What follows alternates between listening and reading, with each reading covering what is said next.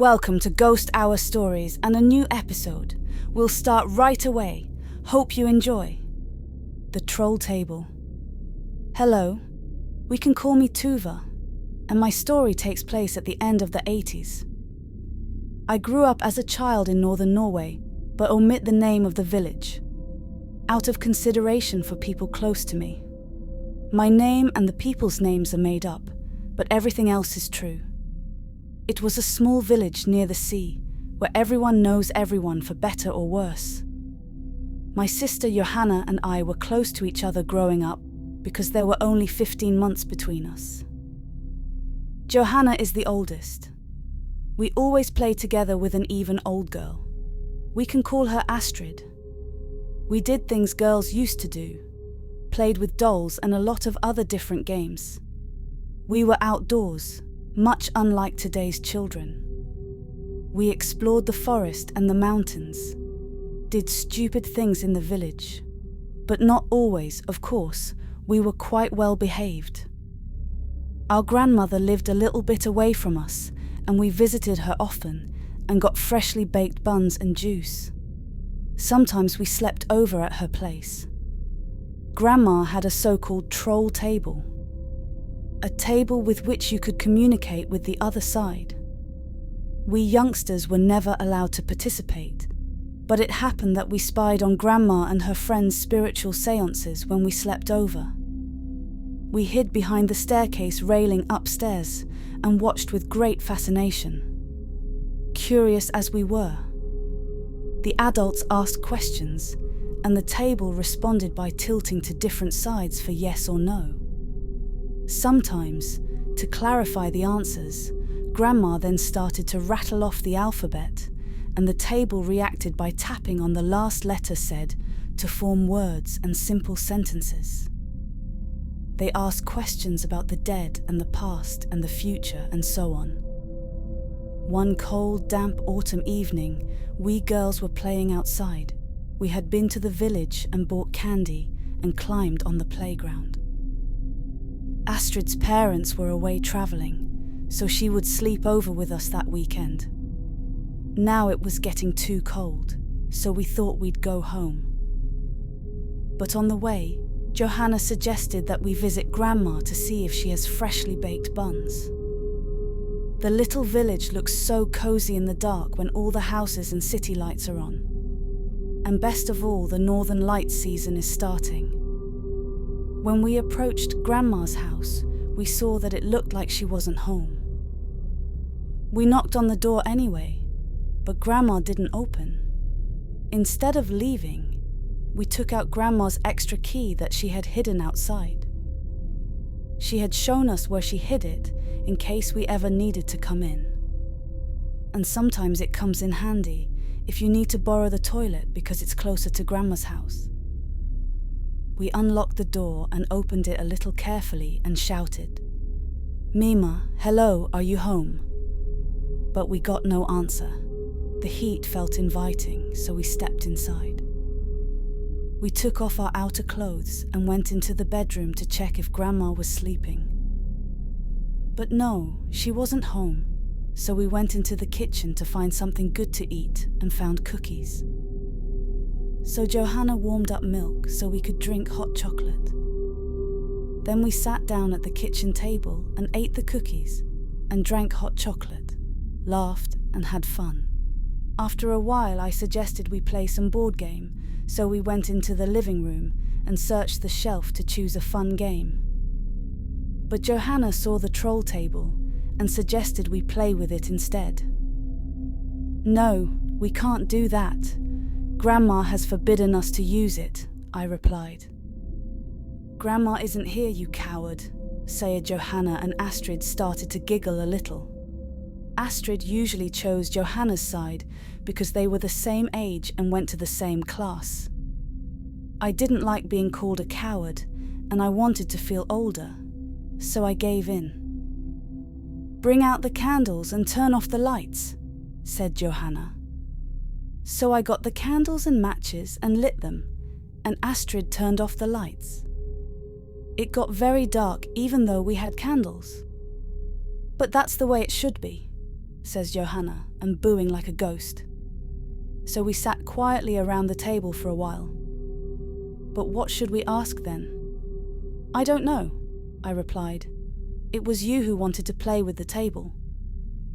Hello, is there anyone there? Astrid asked. We sat quietly and tensely waiting for something to happen, but nothing happened. It doesn't work, I said, hoping we'd stop playing with the table. What's your name? Johanna asked, but no answer.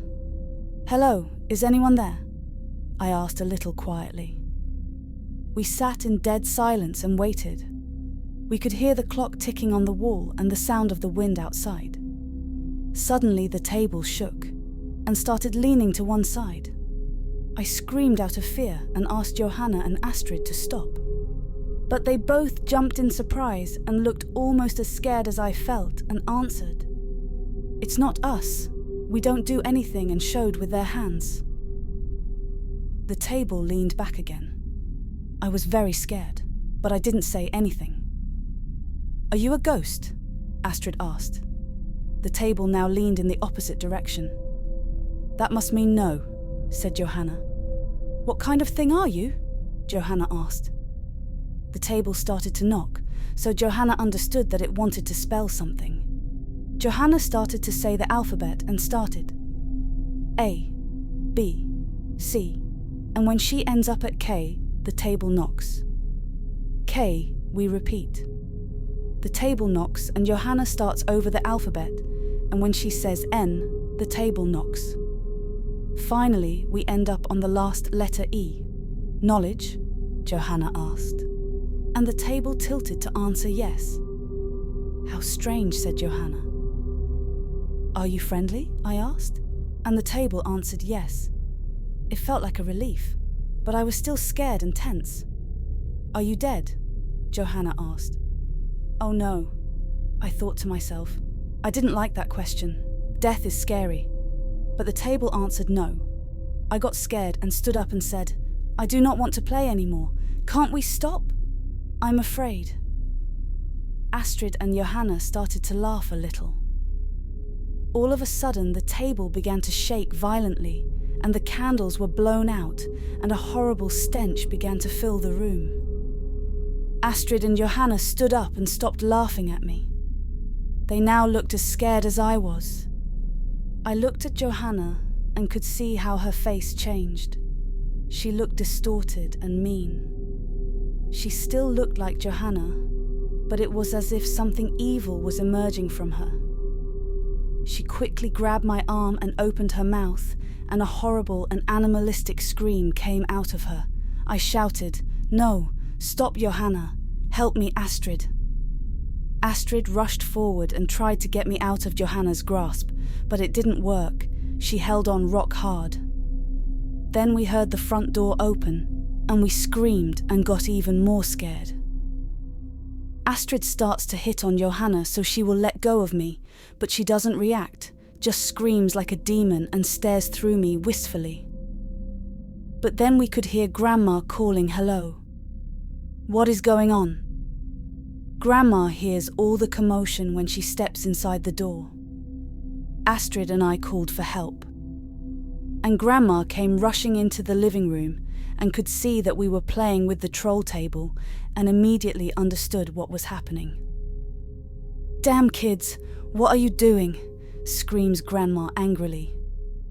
With a firm voice, she commands whatever it is that possessed my sister to leave. The table is thrown violently in different directions, and Grandmother repeats, In the name of Jesus, leave now. The table stops, and Johanna releases her grip and falls back in her chair. And you could feel the atmosphere change and the room fill with peace again. Astrid runs and turns on the lamp.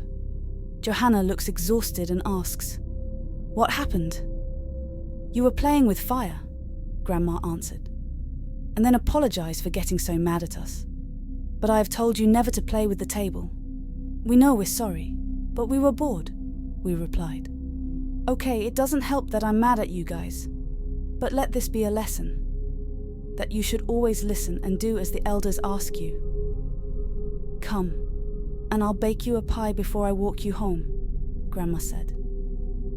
This horrible experience took us several weeks to get over, and I had recurring nightmares, but it eventually passed. Johanna was more lucky, who doesn't remember much. It was the first, and I hope the last time I had to experience paranormal activity. Grandma died about 10 years later, and when we inherited her things, we made sure to set the table on fire. My advice is to never seek contact with the other side. You never know who or what will appear.